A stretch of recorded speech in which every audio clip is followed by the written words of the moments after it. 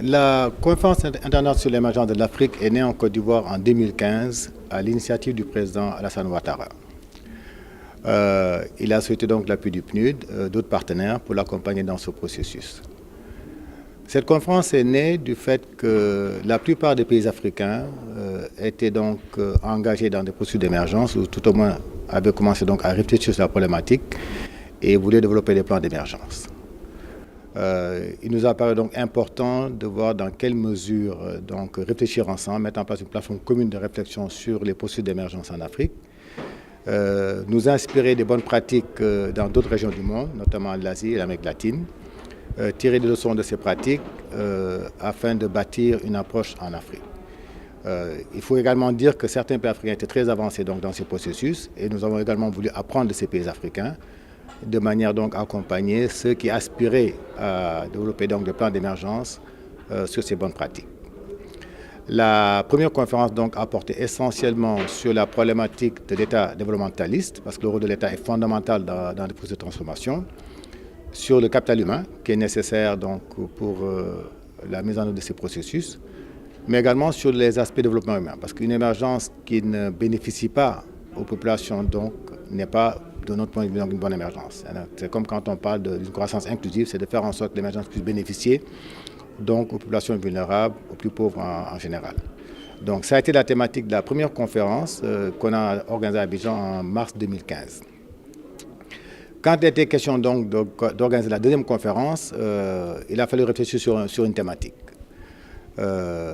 Et après donc réflexion, on est arrivé à la conclusion que le grand défi maintenant auquel nous faisions face, auquel les pays africains faisaient face, c'était essentiellement la mise en œuvre des plans d'émergence. Parce que tout simplement, beaucoup de pays africains avaient entre-temps donc développé des plans d'émergence qui étaient très bien articulés, mais la mise en œuvre posait problème. Donc on a voulu nous focaliser donc sur cette thématique de mise en œuvre, implementation. Et là aussi, sur la base des pratiques d'autres régions du monde, notamment la Malaisie, qui a mis en place ce qu'ils appellent donc une delivery unit, on s'est rapproché donc du PEMANDou, qui est venu faire une présentation à Abidjan, disons, de la manière dont ils ont mis en place cette unité de mise en œuvre, qui a inspiré certains pays africains. C'est ainsi d'ailleurs que beaucoup de pays africains, notamment la Tanzanie, le Kenya, le Rwanda, l'Éthiopie, Maurice, l'Afrique du Sud et plus tard le Sénégal et un peu la Côte d'Ivoire, se sont inspirés un peu de la mise en place de ce genre d'unité pour aider donc à mettre en œuvre leur plan d'émergence. Donc l'accent a été mis sur ces aspects-là. Aujourd'hui, on en est à la 3e édition. Le principe qui avait été retenu, je dois le rappeler, c'était que d'abord c'est une conférence d'Abidjan qui est née à Abidjan à l'initiative du président Ouattara. C'est que la conférence puisse donc tous les 2 ans être organisée dans d'autres pays avant de revenir à Abidjan. C'est ainsi donc que la 3e conférence, nous avons eu la chance d'avoir à la première conférence le président Macky Sall. À la 2e conférence, le président Macky Sall était encore là, en Côte d'Ivoire. Donc il a été convenu avec le président Ouattara donc de délocaliser la conférence et de la tenir au Sénégal, d'où la conférence qui se tient aujourd'hui à Dakar. Je rappelle d'abord c'est une conférence africaine, interafricaine. Dans la réflexion donc, sur les thématiques de la conférence qui devait être organisée au Sénégal, on est arrivé là aussi à la conclusion qu'un acteur clé de ce processus, c'est le secteur privé. Donc la nécessité de réfléchir sur comment donc, promouvoir les champions nationaux. Voilà ce qui a donc motivé, disons, le choix du thème de la conférence de Dakar. Et c'est ainsi qu'on a donc pu regrouper au Sénégal la plupart du secteur privé africain pour réfléchir sur le rôle dans la mise en œuvre des plans d'émergence.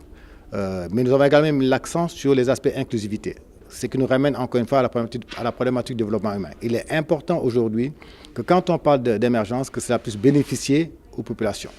Et donc, je crois que quand on a mis l'accent d'ailleurs dans cette conférence sur les aspects donc, territoriaux, la territorialité en fait de l'émergence, le développement local, entre autres. Ce sont les aspects pratiques, parce qu'en fait, c'est vrai que c'est une réflexion qu'on avait menée à l'époque, quand on s'est dit, bon, écoutez, on va faire une conférence sur l'émergence. Il y avait beaucoup de conférences déjà sur la thématique de l'émergence.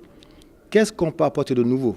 En fait, on s'était rendu compte que les aspects pratiques de l'émergence n'étaient pas débattus en tant que tels, encore moins partagés. Donc, à travers ce processus, on a mis en place une plateforme d'échange entre les différents pays, que ce soit les pays africains, sur les approches, les pratiques, parce que les démarches sont différentes, Certains sont partis sur disons, une pratique de planification stratégique qui les a amenés vers l'émergence. D'autres sont partis sur des études prospectives à moyen et à long terme, avant de développer donc leur approche et tout. Donc on s'est dit, ce serait bien de voir comment fédérer tout ça, réfléchir ensemble pour voir quelles sont les meilleures pratiques qui puissent inspirer donc, les pays qui aspirent à l'émergence et qui veulent donc, qui souhaitent préparer des programmes du genre. Donc aujourd'hui, le grand souci qui est le nôtre, c'est comment pérenniser. Donc en fait, d'abord, je reviens sur votre question, c'est comment faire en sorte que les gens puissent, disons, maîtriser les dimensions pratiques de l'émergence. Quelles sont les contraintes, quelles ont été les contraintes auxquelles ces pays ont fait face en développant le programme, en les mettant en œuvre? Quelles sont les solutions qui ont été apportées pour surmonter ces contraintes et ces difficultés, pour ne pas que d'autres pays tombent dans les mêmes écueils, n'est-ce pas? Et donc ça, c'était, disons, le partage d'expérience que nous avons mis en place à travers des plateformes d'échange que nous avons donc installées dans le cadre du processus. Aujourd'hui, le grand défi qui est le nôtre, c'est comment pérenniser ce processus.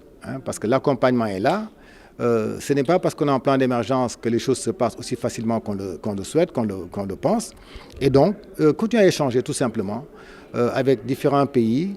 Et donc, pérenniser cette plateforme qu'on a mis en place, on va mettre en place notamment un centre de veille stratégique, n'est-ce pas, pour réfléchir ensemble.